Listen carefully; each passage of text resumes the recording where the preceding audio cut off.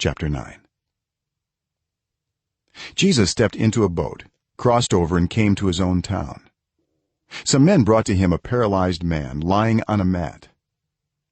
When Jesus saw their faith, he said to the man, "Take heart, son, your sins are forgiven." At this, some of the teachers of the law said to themselves, "This fellow is blaspheming." Knowing their thoughts, Jesus said, "Why do you entertain evil thoughts in your hearts? Which is easier, to say, 'Your sins are forgiven,' or to say, 'Get up and walk'?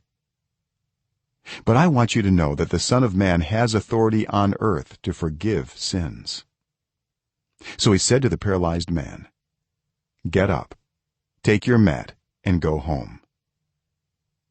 Then the man got up and went home. When the crowd saw this, they were filled with awe, and they praised God, who had given such authority to man. As Jesus went on from there, he saw a man named Matthew sitting at the tax collector's booth. "Follow me," he told him. And Matthew got up and followed him. While Jesus was having dinner at Matthew's house, many tax collectors and sinners came and ate with him and his disciples. When the Pharisees saw this, they asked his disciples, "Why does your teacher eat with tax collectors and sinners?" On hearing this, Jesus said, "It is not the healthy who need a doctor, but the sick. But go and learn what this means. I desire mercy, not sacrifice. For I have not come to call the righteous, but sinners."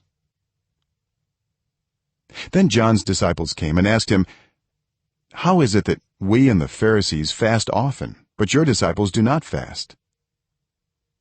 Jesus answered, "How can the guests of the bridegroom mourn while he is with them? The time will come when the bridegroom will be taken from them. Then they will fast. No one sews a patch of unshrunk cloth on an old garment, for the patch will pull away from the garment, making the tear worse.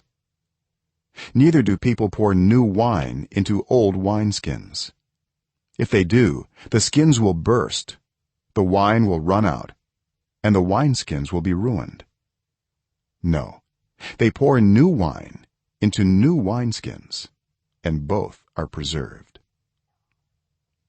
While he was saying this, a synagogue leader came and knelt before him and said, "My daughter has just died, but come and put your hand on her, and she will live."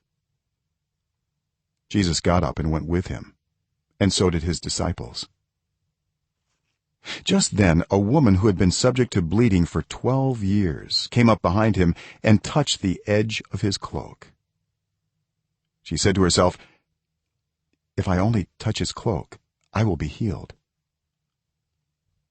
Jesus turned and saw her. "Take heart, daughter," he said. "Your faith has healed you." And the woman was healed at that moment. When Jesus entered the synagogue leader's house and saw the noisy crowd and people playing pipes, he said, "Go away. The girl is not dead, but asleep." But they laughed at him. After the crowd had been put outside, he went in and took the girl by the hand, and she got up. News of this spread through all that region. As Jesus went on from there, 2 blind men followed him, calling out, "Have mercy on us, Son of David." When he had gone indoors, the blind men came to him, and he asked them, "Do you believe that I am able to do this?" "Yes, Lord," they replied. Then he touched their eyes and said, "According to your faith, let it be done to you." And their sight was restored.